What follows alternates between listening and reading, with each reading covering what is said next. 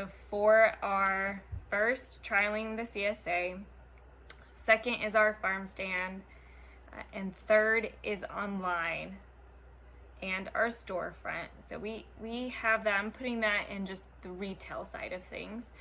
And then the fourth is working with the food hub and being able to sell, because they have a grant this year, at retail prices instead of a wholesale.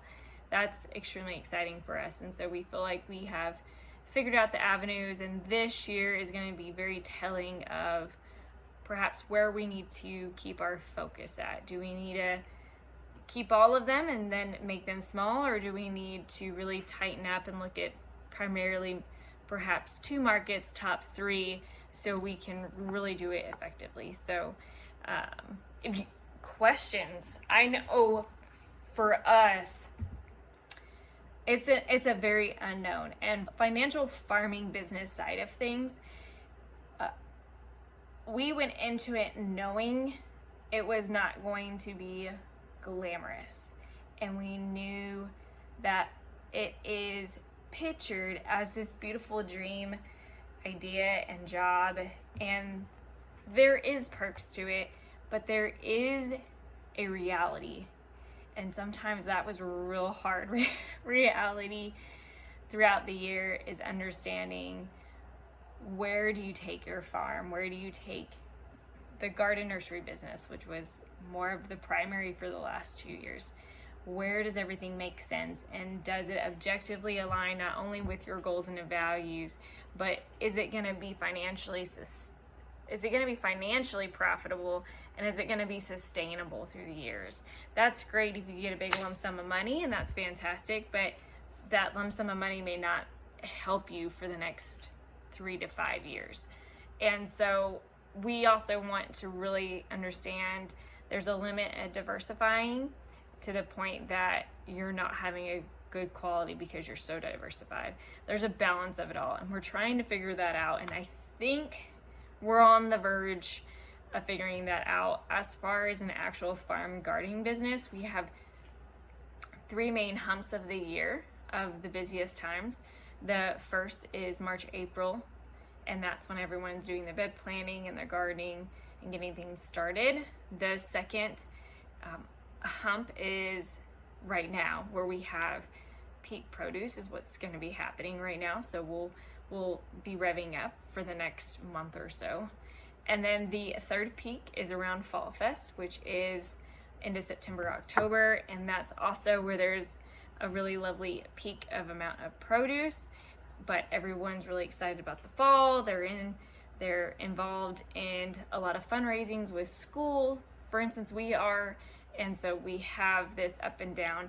It would be nice, and what our goal is for the farm is not to have so much of a roller coaster trying to identify our finances as a farm, but to be able to have some sales avenue that is in there, like value-added products, that can hopefully stabilize some of the things that we're doing.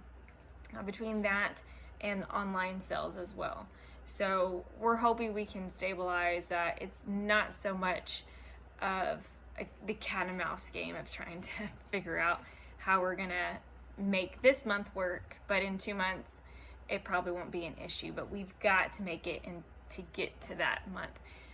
Trying to bridge that gap. It's not a very fun, stressful moment. So we have the first farm box, which is the large farm box.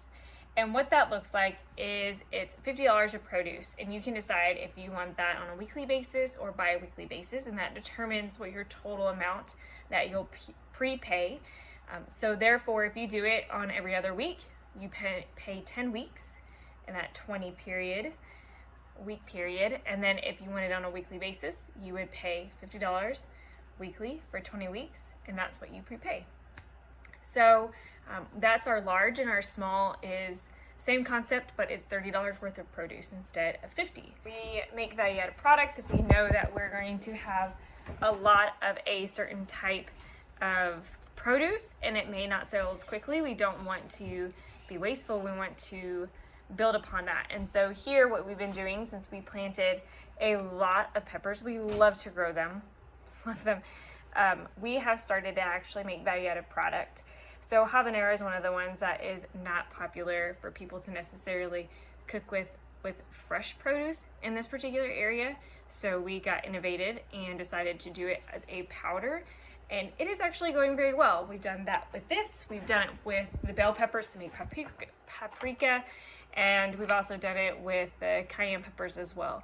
So we do that with rosemary, basil, lots of things. We have decided that it just made more sense and it is more useful for people within our CSA box to have some herbs and some dry powder that they don't have to feel like they have to be rushed to use it in that week before they get in the next one.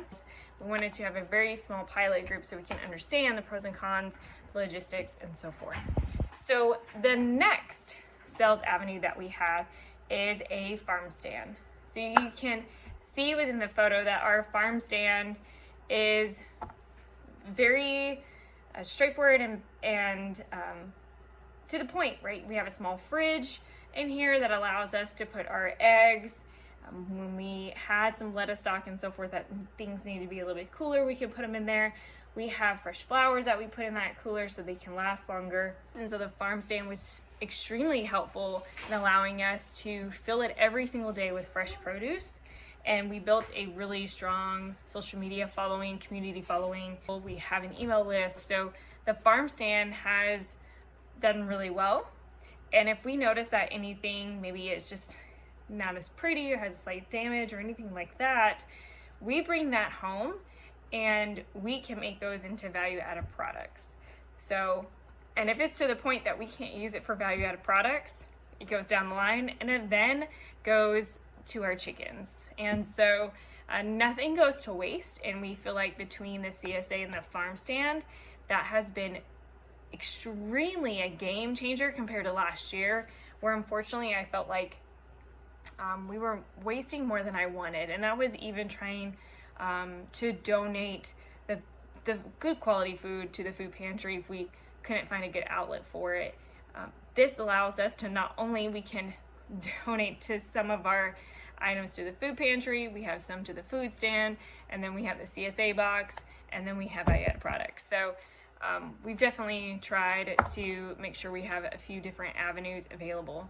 So the third avenue that we have is that we're selling more items online as well. And so having the ability to do more value-added products, so whether that's elderberry syrup, it's our powder, it's our spices, it's the teas, that has allowed us to, once again, not be wasteful, find items that can be shelf stable, which is really helpful in bringing in that income and allowing for no waste to happen.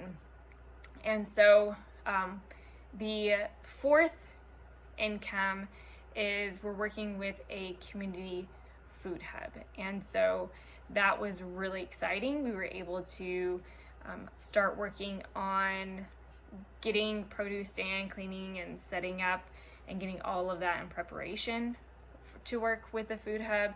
And we're very thankful that they were able to tour our place. We had water tests done and all things were good to go. And so that's an additional avenue that we have for sales as well. And so I hope this was helpful. And until next time, have a blessed day.